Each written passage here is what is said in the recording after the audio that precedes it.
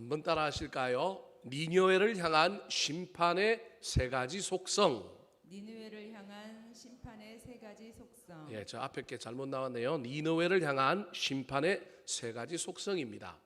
자, 우리가 나훔이라고 하는 성경책을 보고 있는데요.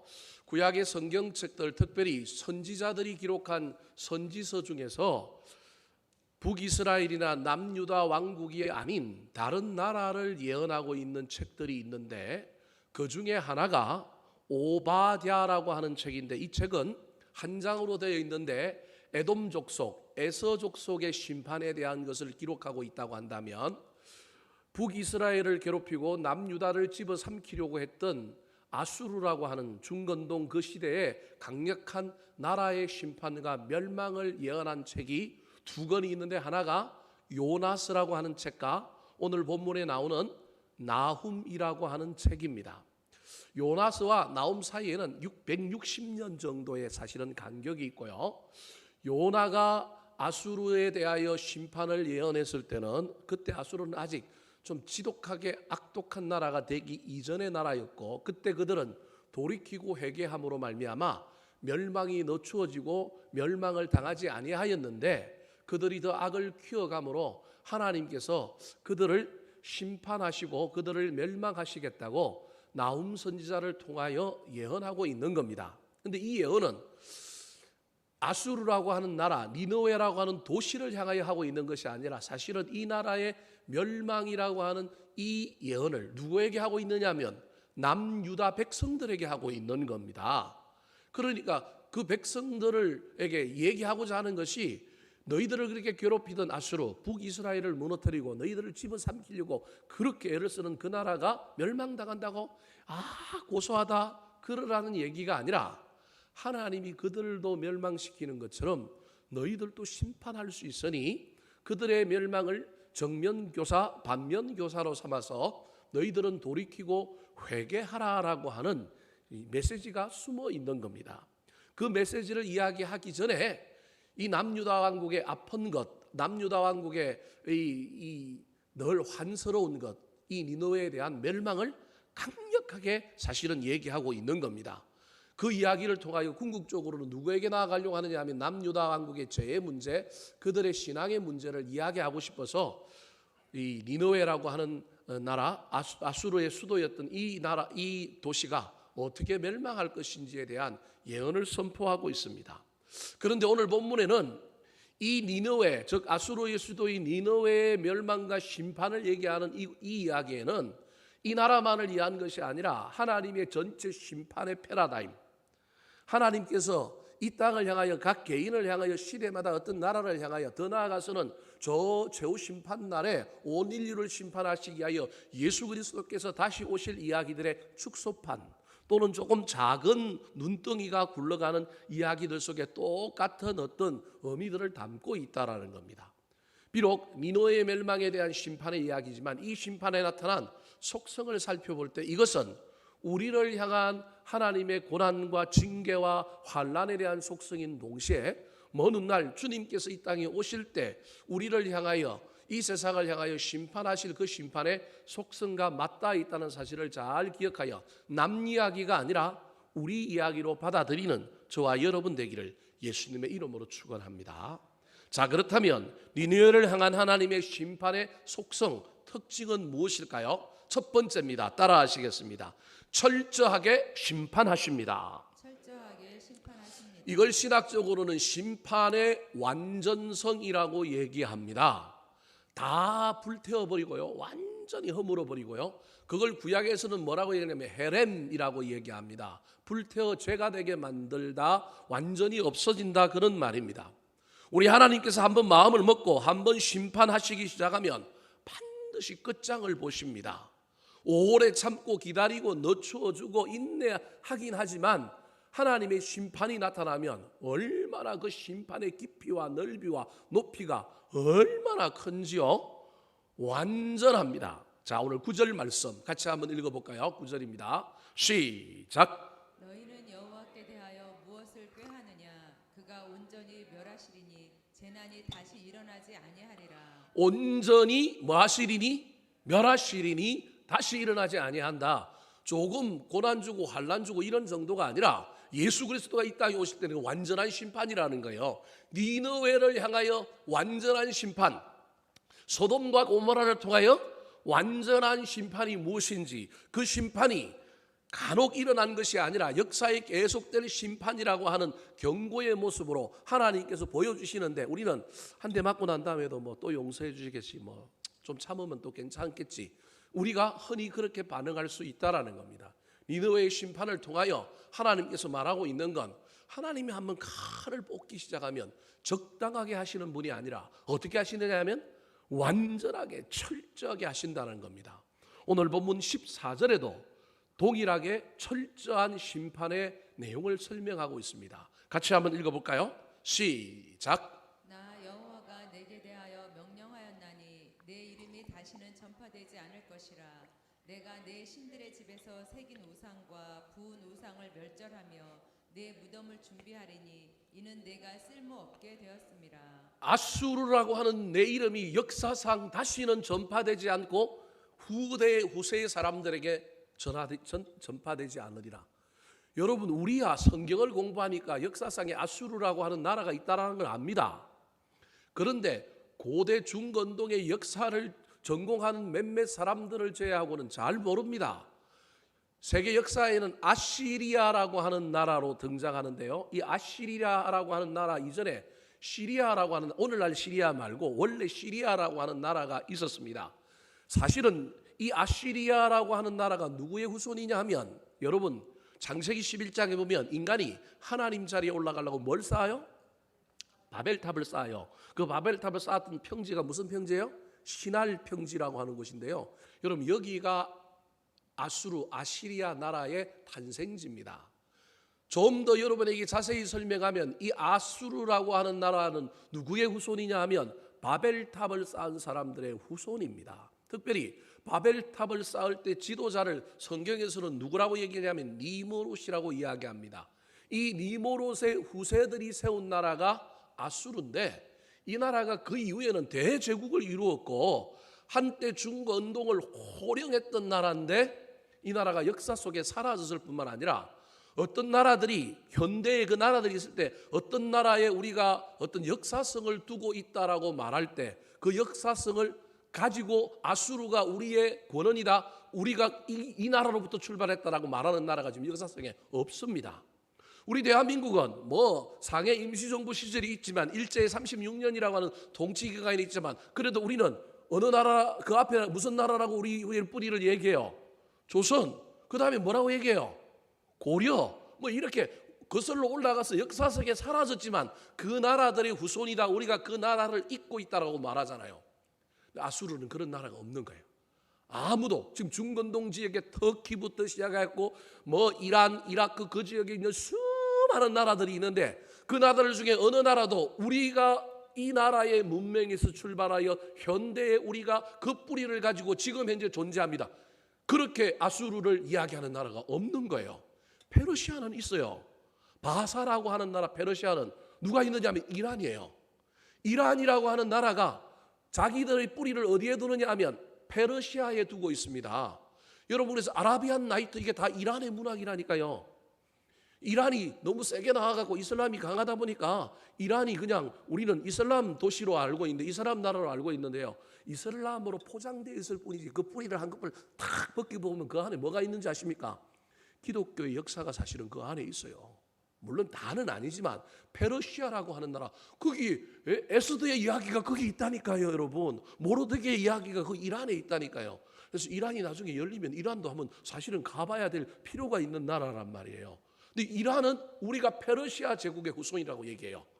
그러면 터키라든지 이라크라든지 이런 나라들이 주로 어디에 연결되어 있느냐면 이 아수르가 지배했던 그 원래 수도였던 중심에 있던 나라들이에요. 터키, 그 다음에 이라크, 이런 나라들. 그러면 이라크가 우리는 아수르 문명의 후계자다 그래야 되는데 안 그래요. 이란 이라크 전쟁이 일어났을 때요, 이 아수르의 수도가 어디냐면 지금의 모술이라고 하는 도시입니다. 이라크 북부 지역에 있는 이란, 이라크, 터키 삼각점에 딱 있는 도시가 그냥 모술이라고 하는 도시예요. 이라크인들이 이 모술에 엄청난 유적이 있는데 그 유적을 전부 다 깨부셨어요. 자신들이 아수르라고 하는 나라에서 출발을 했다고 인정하고 우리가 그들의 후손이라고 얘기하면 자기 민족의 고유 유산을 어떻게 해야 돼요?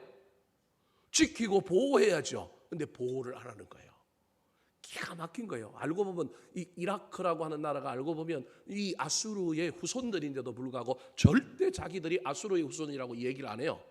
얘기를 안 하고 이라크조차도 자기들이 누구의 후예라 그러냐면 그 뒤에 나왔던 페르시아 바사의 후예라고 얘기하는. 근데 이란이 그걸 인정해요?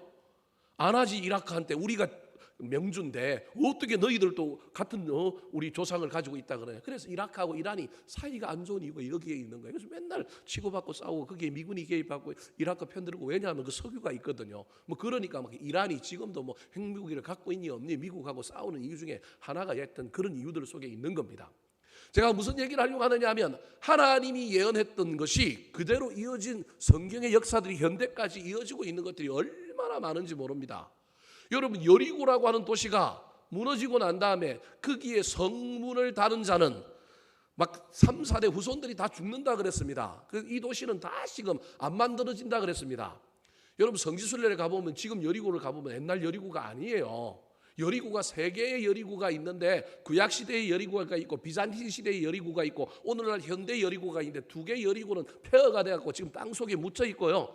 현대 여리고만 있는 거예요. 그래서 현대 여리고에 가서 아무리 여리고를 봐도 여리고는 없어요. 그래서 여리고에 예수님 당시에 뽕나무 그 있던 데 가는데 도시를 가는 게 아니라 어디로 가느냐면 차가 산으로 간다니까요. 산으로 갔는데 그 주변에는 뽕나무하고 운물, 여리고의 운물 정도만 있고 나머지는 전부 폐허의 벌판에 있는 거예요. 그 말은 성경에 예언된 대로 그 도시가 재건되지 못한 거예요. 그러니까 그 도시가 재건되지 못하고 인근에 우리로 치면 원래 여기가 지도라고 하는 동네예요. 여러분 잘 모르겠지만 지도고 여기가 무슨 마을이냐면 옛날에 성산마을이 있어요. 성산마을. 우리 교회가 옛날에 성산리라고 하는 지도리 성산부락이에요. 성산부락에 있는 마을인데 이 도시가 변해갖고 이렇게 된 거예요. 사실은. 그러니까 사실은 여기는 옛날에 뭐 가수원, 뭐 배밭, 뭐 이런 거예요. 도시가 아닌 거예요.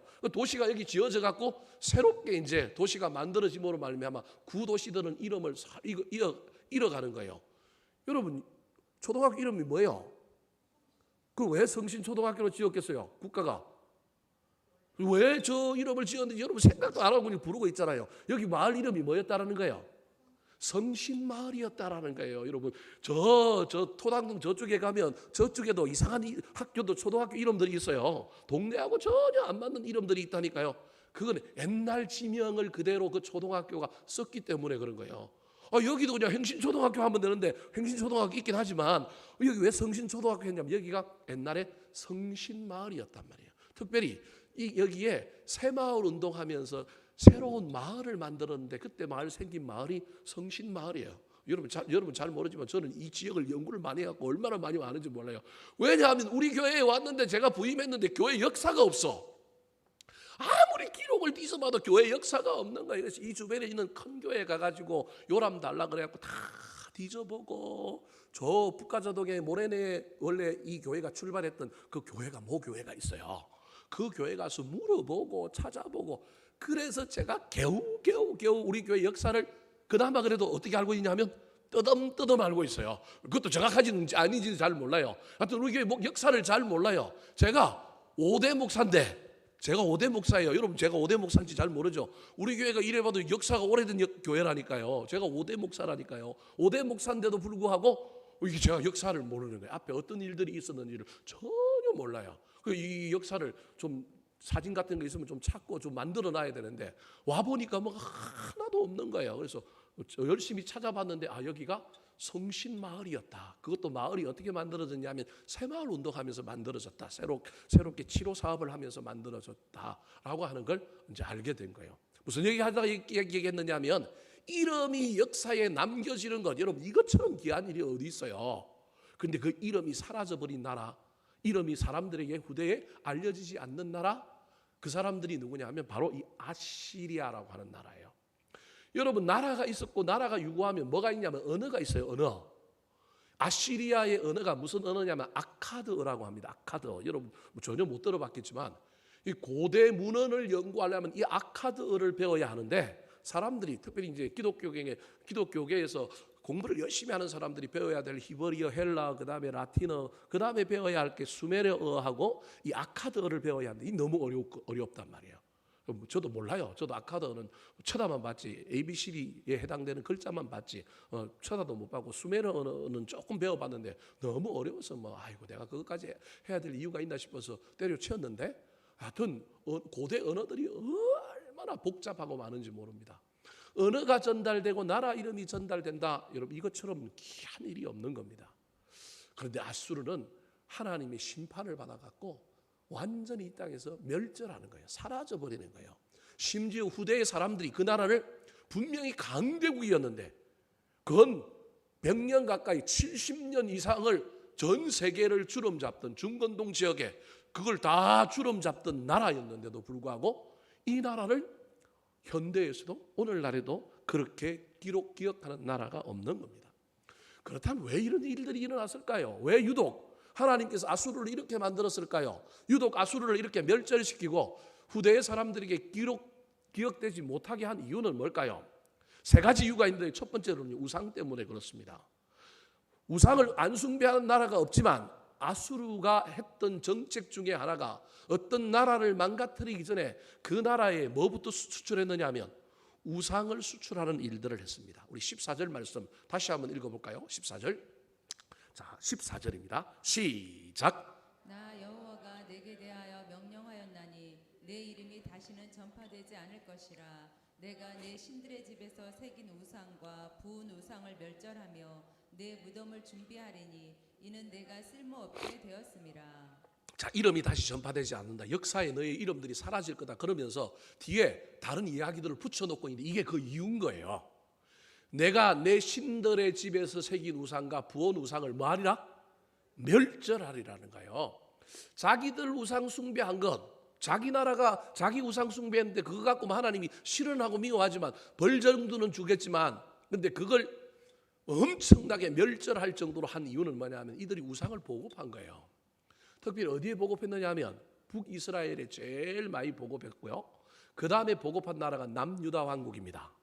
특별히 우리가 잘 아는 히스기야라고 하는 왕 다음에 왕이 누구냐면 므낫세라고 하는 왕인데요. 이 왕이 아수르의 우상들을 대거 수입합니다. 특별히 이 왕이 아수르라고 하는 도시를 방문하는 거예요. 외교 관계에서 어쩔 수 없이 아수르하고 이게 좀 동맹을 맺는 역사적인 상황이 있는데 동맹까지 맺을 수 있는데 친히 자기가 그 나라에 가고 왕한테 절하고 막 조공바치고 가서 봤는데 이 나라가 부강한 건 뭐 때문에 부강하다? 자기들이 섬기는 신 때문에 부강한다. 그래서 왕이 대대적으로 그 우상을 뭐합니까? 수입합니다.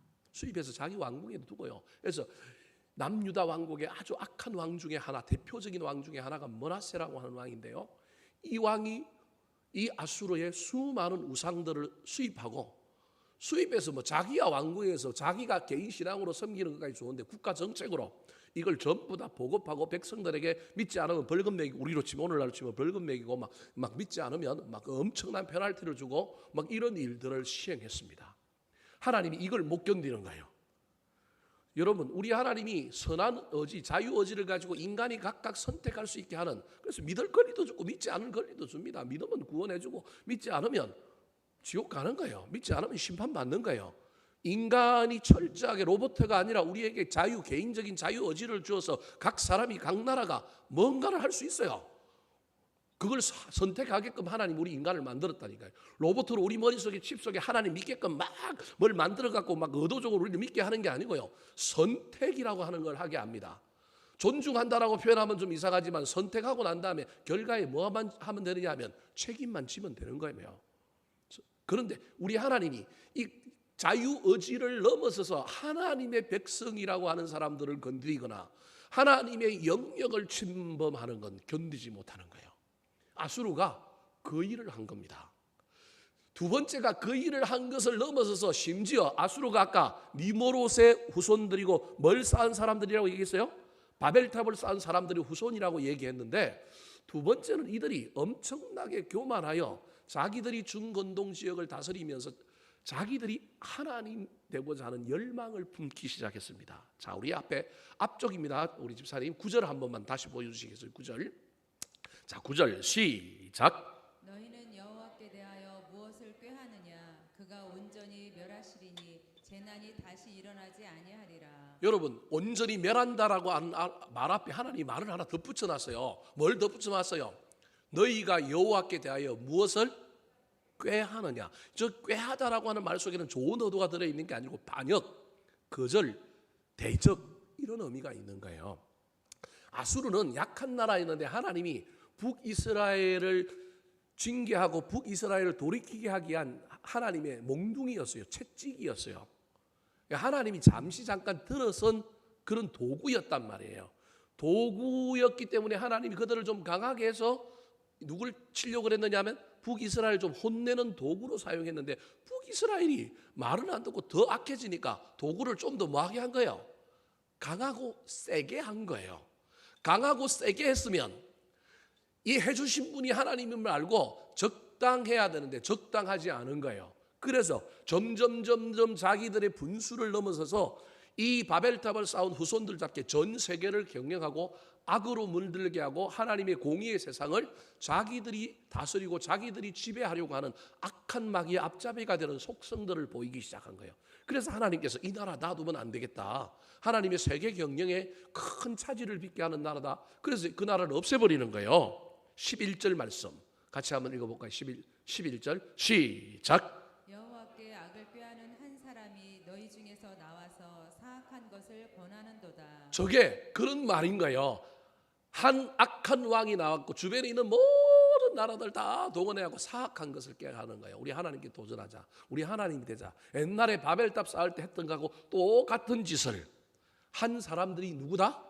아수르 사람들이다. 그래서 우상을 믿는 자들에게 권하고 하나님을 대적하여 교만의 극치가 되어서 자신들이 하나님 자리를 차지하고자 한 것. 이게 두 번째 이유인 거예요. 세 번째 이유가 인간 대접하지 않고 너무 학대했습니다. 자, 오늘 화면은 안 나오는데요. 3장 한번 읽어볼까요? 우리 3장 바로 옆에 있을 겁니다. 아마 3장 1절부터 3절까지를 우리 같이 한번 읽어볼까요? 3장입니다. 시작. 화 있을진저 피의 성이여 그 안에는 거짓이 가득하고 포악이 가득하며 탈취가 떠나지 아니하는도다. 휙휙하는 채찍 소리, 윙윙하는 병거 바퀴 소리, 뛰는 말, 달리는 병거, 충돌하는 기병, 번쩍이는 칼, 번개 같은 창, 죽임당한 자의 때, 주검의 큰 무더기, 무수한 시체여 사람이 그 시체에 걸려 넘어지니. 전쟁은 악할 수밖에 없습니다. 그런데 아수르는 악해도 너무 악했고요. 같은 인간을 뭐 시대에 따라서 조금 착취하기도 하고 노예 취급하기도 하고 좀 비인격적으로 대우하는 건 뭐 어쩔 수 없는 상황이라고 할지라도 세계 역사상에 똑같은 인간이 인간을 가장 악랄하게 대한 사람들 중에 대표가 이 아수르라고 하는 사람입니다.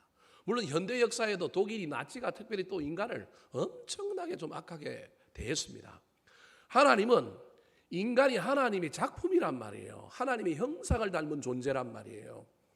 그 하나님이 만드신 최고의 작품인 인간의 마지막 존엄성까지 뭉개버리는 그 모습에 하나님께서 이 아수르를 멸절하기로 결심한 겁니다. 세 가지, 우상을 권하는 것, 또 하나는 교만하여 하나님 자리 차지하여 하나님께 대적하려고 하는 것, 세 번째가 인간을 억압하고 착취한 것, 그것도 너무 심하게 한 것. 제가 이야기했잖아요. 이스라엘 남유다 왕국 나중에 아수르가 점령하고 갈 때 얼마나 악랄하게 했는지 모릅니다. 엄청나게 악랄하게 했습니다. 아이 벤 여인의 배를 갈랐고요. 전부 왕은 자기 왕은 남유다 왕국의 왕이 마지막 왕이 시드기야라고 하는 왕인데요. 시드기야 왕은 자기 눈앞에서 아들들이 왕자들이 그냥 그 자리에서 처참하게 죽는, 그냥 교수행 목 베어 죽인 이런 정도가 아니라 처참하게 죽는 장면을 목격하게 합니다. 그리고 난 다음에는 그 다음에 눈을 또 뽑아버립니다. 눈을 뽑아버린 채로 데리고 가서 또 자기 나라 아수르에 데리고 갔고 바벨론에 데려가고 그렇게 살게 만들 정도로 아수르와 바벨론은 악에 악을 물었던 나라들 중에 한 그런 축을 이루는 세계 역사의 아주 악랄한 나라들이었습니다. 하나님께서 하나님의 작품인 인간을 인간적으로 대하지 않는 사람, 여러분 그 정말 우리 하나님 용서하지 않고 참지 않는다는 걸 잘 기억하시기 바랍니다. 우리 하나님 심판하시면 무섭습니다. 저와 여러분의 삶 속에 우리 하나님의 심판이 이루어지지 않기를 소망하면서 저와 여러분은 더 겸손하게 우리 하나님 바라보고 더 철저하게 이 아수르 나라를 반면교사 삼고 정면교사 삼아서 우리는 하나님의 심판의 자리에 드는 것이 아니라 구원의 자리, 은혜의 자리 들도록 애를 쓰며 나아가게 되기를 예수님의 이름으로 축원합니다. 두 번째, 니느웨를 향한 심판의 세 가지 속성 중에 두 번째 속성은 무엇일까요? 따라 하시겠습니다. 강하고 많아도 심판하십니다. 강하고 많아도 심판하십니다. 이걸 심판의 필연성 또는 심판의 역전성이라고 이야기합니다. 무슨 말이냐면 인간의 눈으로 보면 도저히 심판이 일어날 것 같지 않아요. 될 것 같지가 않아. 그런데 안 될 것 같은 상황, 도저히 일어날 것 같지 않은 상황 속에서도 하나님은 그 상황을 역전시키고 반전시켜서 반드시 심판을 이루시는 분이라는 거예요. 두 번째와 첫 번째가 좀 바뀌었으면 좋겠는데 내용이 그렇게 안 했기 때문에 여러분 좀 헷갈릴 수 있는데요. 우리 하나님 반드시 심판하시고요. 심판하면 철저하게 하시는 거예요. 지금 제가 이걸 둘째와 첫째를 거꾸로 설명하기가 여러분 좀 힘들 수 있지만 내용이 그렇게 나오기 때문에 그래요. 하나님 철저하게 심판하시는데요. 그 철저하게 심판하시는 하나님이요. 우리가 뭐 다 이해가 되고 다 예견이 되어서 아이고 되겠네, 저 큰일 났네 이런 것이 아니라 이해도 안 되고 예견이 안 되고 선지자가 애쳐도 들을 수 없는 상황이지만 우리 하나님 하신다고 하면 하시는 분이라는 겁니다. 자, 오늘 몇 절 말씀일까요? 12절 말씀 같이 한번 읽어볼까요? 12절 시작. 여호와께서 이같이 말씀하시기를 그들이 비록 강하고 많을지라도 반드시 멸절을 당하리니 그가 없어지리라. 내가 전에는 너를 괴롭혔으나 다시는 너를 괴롭히지 아니할 것이라. 뒤에 나오는 너는 남유다 왕국을 얘기하는 거예요. 그가 없어진다, 아수르를 얘기하는 거예요. 그러니까 그들이 비록 강하고 많을지라도 아수르가 강하다는 거예요 지금.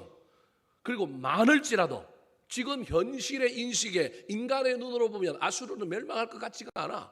너무 강해. 군사의 수가 많아도 너무 강해. 그런데 지금 하나님은 나훔 선지자를 통하여 뭐라고 얘기해요? 망한다, 망한다 그러는 거예요.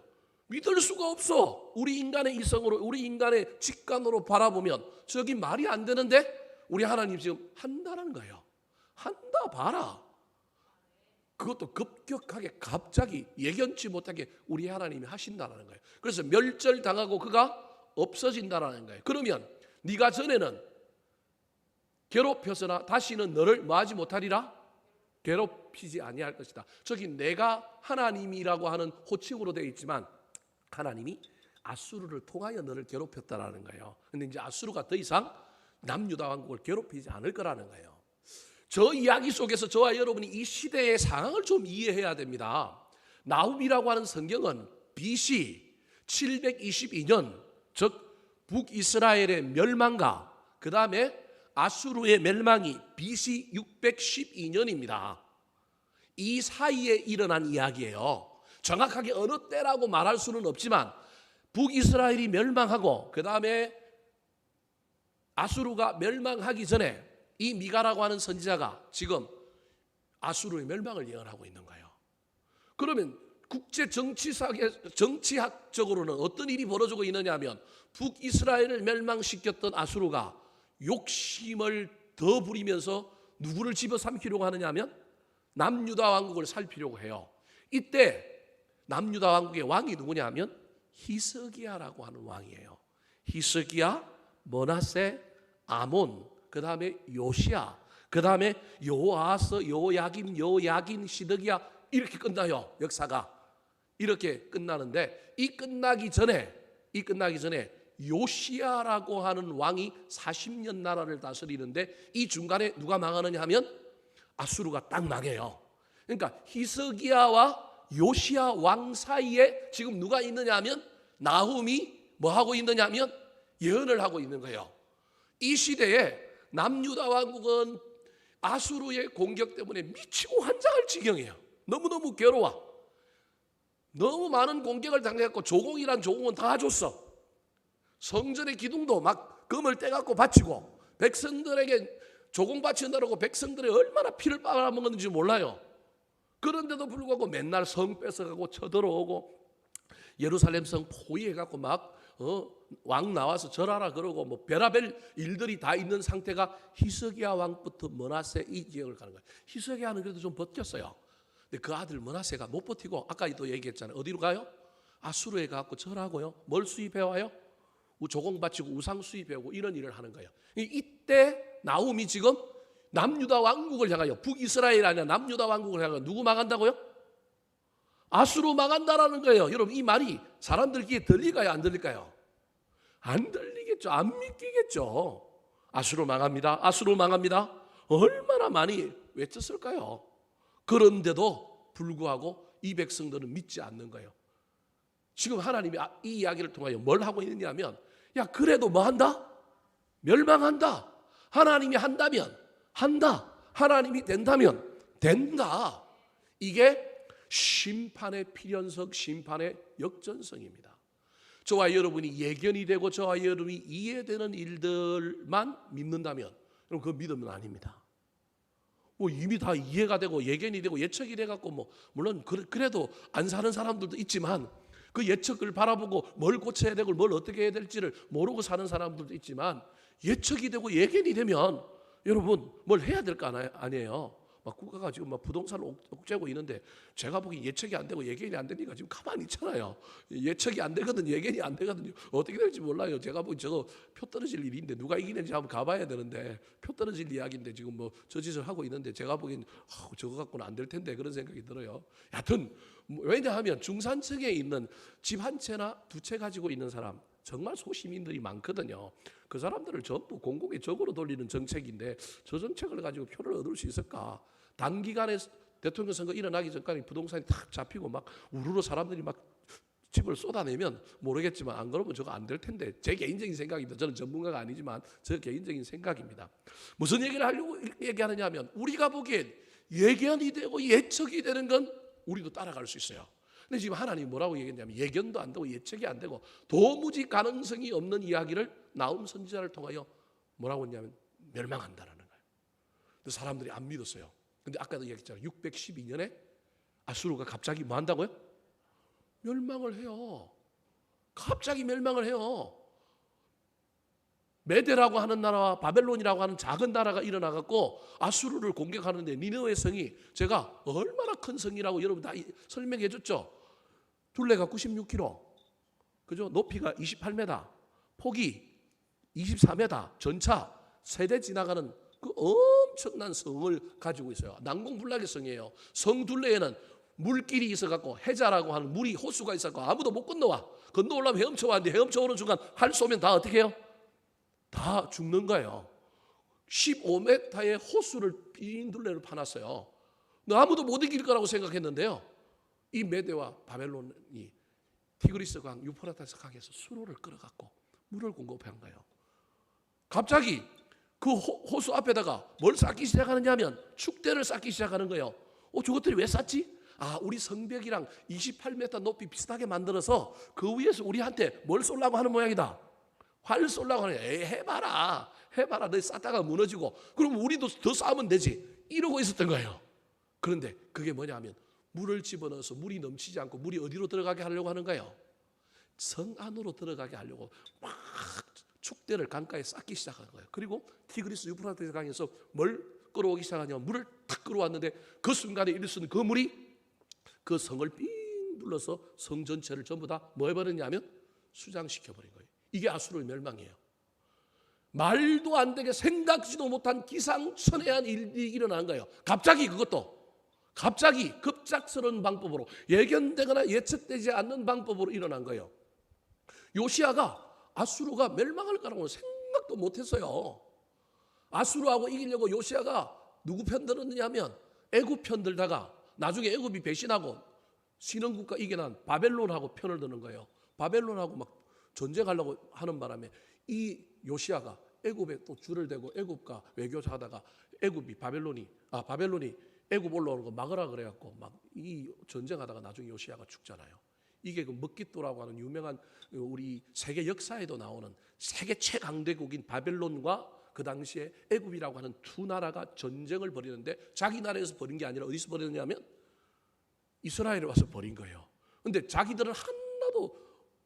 피해를 안 입고 누구만 피해를 입었느냐면 이스라엘만 피해가 있고 요시아라고 하는 마지막 남유다 왕국의 부흥을 일으킬 그 왕이 죽는 일들이 일어나는 거예요. 여러분 아수르의 멸망 가운데 이런 이야기들이 뒤에 나오는 국가들의 흥망성쇠까지도 연계되는 이야기가 나오는 거예요. 우리 하나님 한다면 하십니다. 그리고 할 때 적당히 하시는 것이 아니라 어떻게 하신다고요? 철저하게 하시는 겁니다. 참고 기다리고 인내하시기 때문에 안 하시는 것 같고 없는 것 같지만 한다는 사실을 잘 기억하여 은혜 안에 들어가지 심판 안에 들어가지 않게 되기를 예수님의 이름으로 축원합니다. 마지막으로 오늘 본문에 나타난 니느웨를 향한 하나님의 심판에는 어떤 속성, 어떤 특징이 있을까요? 따라하시겠습니다. 복음을 동반하여 심판하십니다. 복음을 동반하여 심판하십니다. 이걸 신학적으로 심판의 은혜성 그렇게 이야기합니다. 심판은 심판만 있는 것이 아니라 늘 이야기하지만 심판은 동시에 구원이 일어나고요. 심판에는 구원의 은혜가 함께 나옵니다. 심판은 양면적입니다. 그러므로 남의 심판에 고소해하면 안 되고 반면교사로 삼고 복음을 받아들이고 회개하여 은혜의 기회로 삼아야 합니다. 딴 나라들이 지금 코로나 바이러스 때문에 막 나자빠지고 막 문제가 생긴다고 아이고 고소해라. 일본 저것들 뭐 하루에 200명 나오고 막 아이고 고소해라 이러면 안 되고요. 우리나라는 더 방역을 잘하려고 더 우리가 근신하고 삼가고 조심하려고 더 애를 써야 됩니다. 제가 새벽기도 나오신 분들한테는 이야기했지만요. 여러분 코로나 바이러스 감기 잠시 왔다가 사라지고 우리가 옛날로 돌아갈 수 있게끔 만드는 게 아니라는 걸 여러분 기억하셔야 됩니다. 우리는 지금 자꾸 끝날 거다 그리고 옛날로 뭐 할 거다? 돌아갈 거다라고 얘기하는데요. 많은 문명사적으로 연구를 하고 데이터를 가지고 있는 많은 사람들이 하는 얘기가 쓰는 단어들이 옛날에는 팬데믹이라고 했는데 지금은 뭐라고 얘기했냐면 뉴 노멀이라고 하는 말을 자꾸 써요. 그럼 그 말이 무슨 말이냐면 시대가 변하고 상황이 변하고 새로운 표준, 새로운 일상들로 이제는 쭉 갈 거라는 얘기예요. 이게 뉴 노멀입니다. 새로운 일상, 새로운 평준화, 새로운 표준 그런 말이라는 거예요. 그러니까 코로나 바이러스가 잠시 왔다가 사라지고 우리 옛날처럼 갖고 막 자유스럽게 옛날처럼 막 모이고 막 이렇지가 않은 그 강도하고는 다른 뭔가 새로운 표준을 우리에게 만들어주는 계기가 될 거다. 변종이 계속 일어나고요. 저 백신이 가장 빨리 만들어져도 5월달 만들어진다고 하는데 우리는 다 5월달에 만들어질 걸로 생각하잖아요. 그게 인류가 지혜를 모아갖고 돈을 다 모아갖고 제일 뭐 했을 때? 빨리 했을 때. 그리고 지금 현재 변종이 생기지 않고 지금 현재 그대로 있는 순간에 그게 5월달인 거예요. 내년 5월. 내년 5월 만들어져도 우리나라에는 안 올 가능성이 있어요. 돈 많은 나라들, 선진국 중심으로 자기들이 돈 대갖고 먼저 만든 나라들 위주로 먼저 갈 거예요. 왜냐하면 백신이 아무리 많이 만들어도 여러분 자기 나라 국민 이상을 만들어낼 재간이 없단 말이에요. 만들어낸 게 그러면 자기들 먼저 치료하지 않겠어요? 그리고 난 다음에 뭐 또 아무리 돈을 달라 그래도 우리 백성이 우리 국민이 우선이니까 먼저 하고 그다음 나라 가겠죠. 제일 불쌍한 나라들이 제일 연약한 나라들 저 아프리카와 저 남미에 있는 나라들이 아마 제일 나중에 수혜를 입을 거예요. 제가 보고 우리나라는 그래도 중상위 조금 들어가고 수혜를 입을 거예요. 우리나라는 왜냐하면 우리나라가 데이터를 많이 가지고 있는데 이 데이터를 세계보건기구하고 우리나라는 그래도 정보를 잘 유통해요. 중국은 지금 전혀 안 하고 있는 거예요. 중국은 지금 미국하고 관계 속에서 자기들이 저걸 가지고 독자적인 백신을 만들어서 나중에 중국하고 경제적인 관계 속에서 우위를 접하려고 하는 의도가 있어갖고 여러분 중국이 IT 강국이에요. 중국이 지금 백신 개발에 지금 막 애를 쓰고 있는 거예요. 이번 기회에 미국 이겨볼 기회라고 지금 그러는 거예요. 트럼프는 자기 표 때문에 전혀 여기에 신경도 안 쓰고 그래서 지금 미국에서 자꾸 트럼프의 반기를 들고 일어나는 사람들이 지금 저 중국이 지금 하고 있는 저걸 봐야 되는데 저걸 못 보고 자기가 대통령 되고자 하는 열망 때문에 지금 오로지 그것만 바라보고 있는 거예요.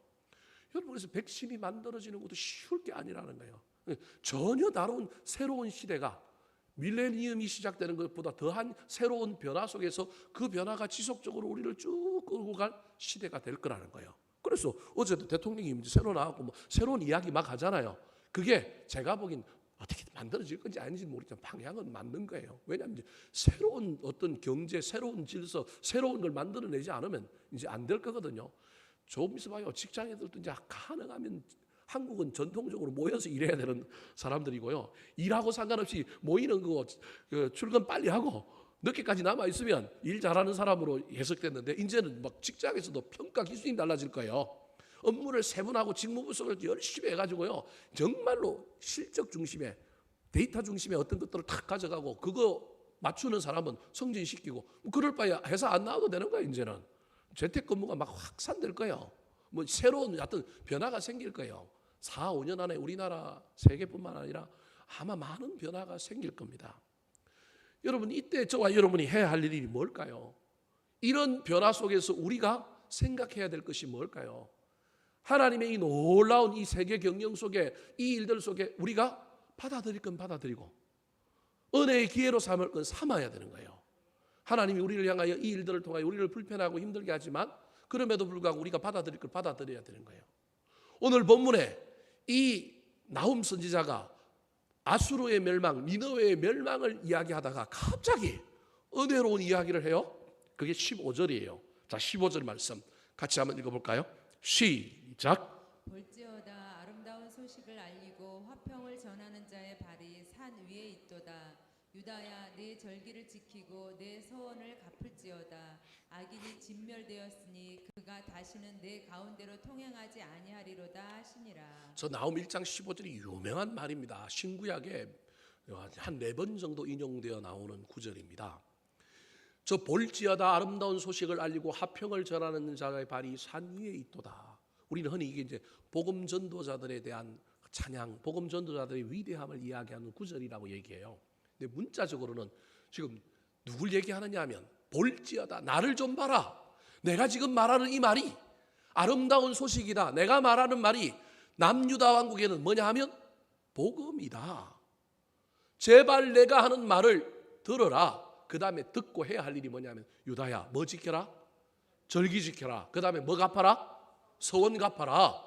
그러면 너희들은 멸망 안 당한다, 심판 안 당한다. 지금 이 얘기하는 거예요. 그러니까 지금 나훔 선지자가 지금 외치고 있는 것이 복음이라는 거예요.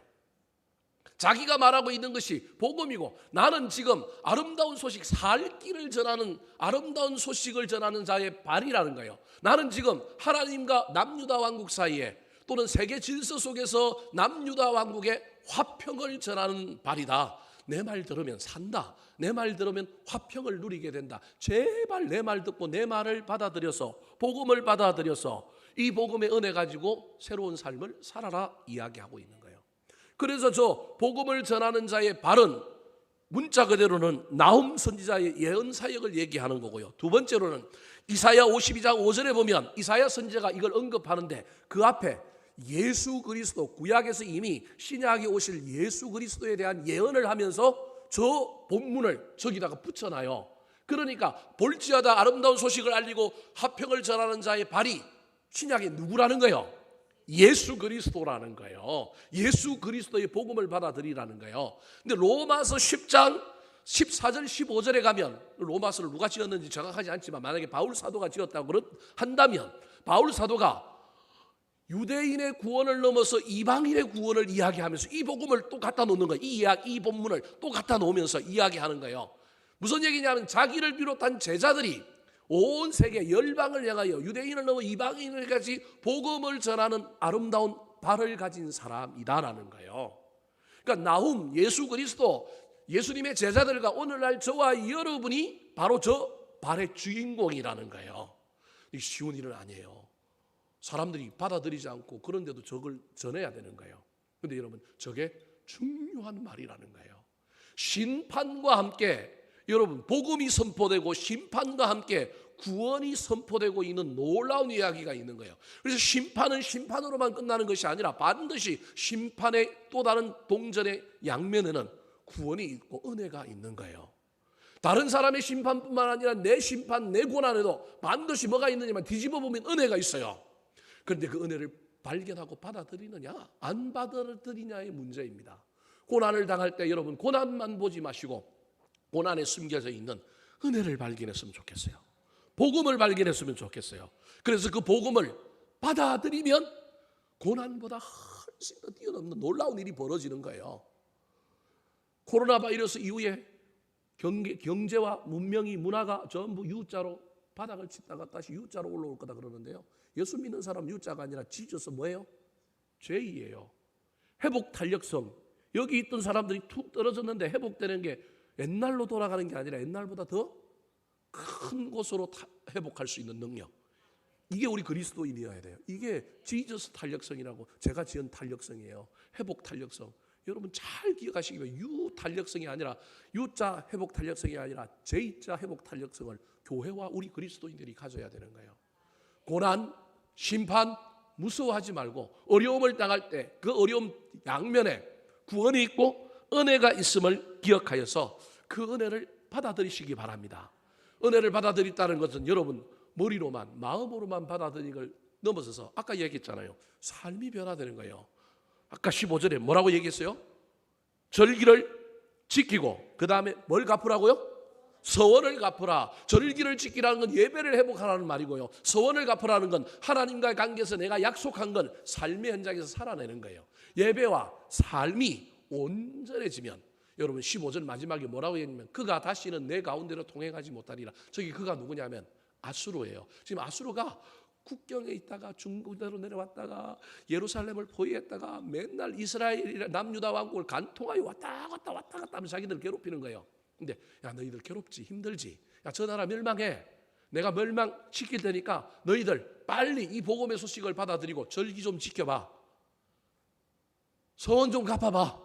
그러면 쟤네들 못 내려올 거야? 사실은 못 내려왔어요. 아수르가 그 이후에 못 내려온다니까요. 사내립 이후에 못 내려온다니까. 못 내려오고 막 저 북쪽에서 일어난 바벨론과 메데라고 하는 나라와 전쟁하느라고 정신이 없었고 못 내려오다가요. 그러면 하나님께서 은혜를 주셨잖아요. 회복할 기회를 줬잖아요. 이때 회복을 잘 했어야 되는데 그때 그 회복의 기운을 찬란하게 피우던 왕이 요시아라고 하는 왕인데 이 왕이 죽어버리는 거예요. 그래서 남유다 왕국이 이 기회를 붙잡지 못하고 심판과 멸망으로 갔던 그런 엄청난 이야기가 구약 성경에 기록되어 있습니다. 사랑하는 성도 여러분, 말씀을 마치려고 합니다. 여러분 심판 안에는 심판만 있는 것이 아니라 하나님의 놀라운 은혜가 있습니다. 그런데 여러분 심판 무섭습니다. 철저합니다. 우리 하나님 하시면 반드시 하십니다. 하시기 전에 기회를 주시고 인내하시고 가르쳐 주시고 돌이키기를 원한다는 사실을 잘 기억하여 우리도 하나님 앞에서 새롭게 다시금 은혜를 받고 다시금 우리의 마음을 우리의 삶을 주께 드리는 가운데 우리 하나님의 놀라운 역사와 은혜를 경험하게 되기를 우리 구주 예수 그리스도의 이름으로 축원합니다. 한번 따라 하실까요? 니느웨를 향한 심판의 세 가지 속성. 니느웨를 향한 심판의 세 가지 속성. 철저하게 심판. 철저하게 심판. 강하고 많아도 심판. 강하고 많아도 심판. 복음을 동반하여 심판.